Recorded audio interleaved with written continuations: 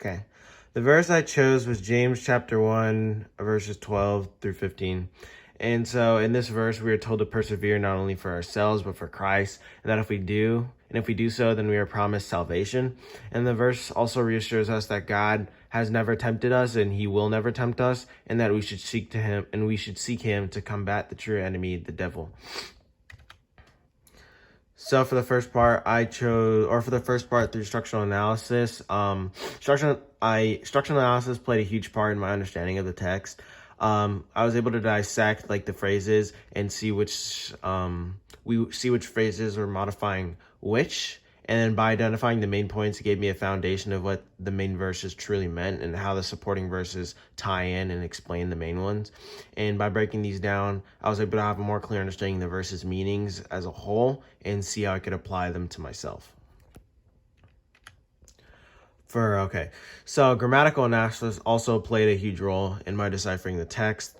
At first when I was doing it, I didn't think it was going to be that important because I was just like, it's just grammar, like it's just not going to have that big of an effect. It's just like customary to do it. But though after I did it, and actually after I like did the grammatical analysis and like looked up all the tenses, it actually gave me a better understanding, because by looking up the endings, I was able to realize not only why they were written that way, but also how much it would have changed the gospel if it wasn't like that. And what I mean by that is maybe if it was a word that was in present tense that was put in past tense, that could completely change scripture. Because let's talking about salvation, and it said that we in the future will be saved instead of we are always saved, then that would change the gospel by a lot. Did I click? Okay, wait. Yeah, okay. The next one, I just called it word analysis because that just kind of analysis fit in. But much like structure analysis, I identified certain words that I thought were important, and I saw like what they modified, if they're adjective or what was modifying them.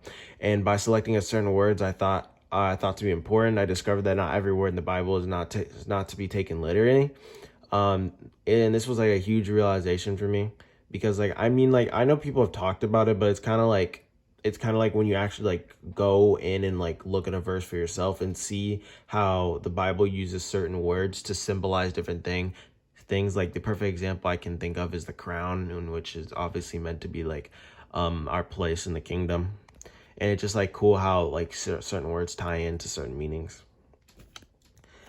And then the final one was historical analysis, and this was actually kind of the most helpful for me, because but when I was able to like understand the struggles and the circumstances of the group of the people James was meant to be for, it helped me understand how like the verses could be applied in like certain examples in which these verses could be like helpful to you.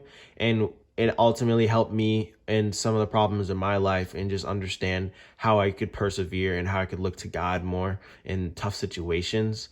And that's ultimately the purpose of the Bible. It's meant to be used to apply to ourselves so we can be better. And then conclusion.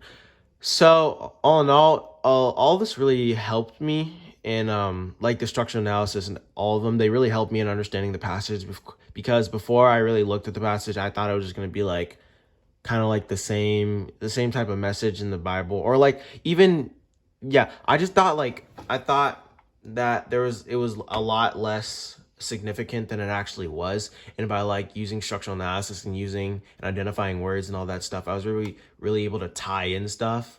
And then the historical analysis helped me understand how this can be applied, and I really feel like I became a better person out of like doing the research from this.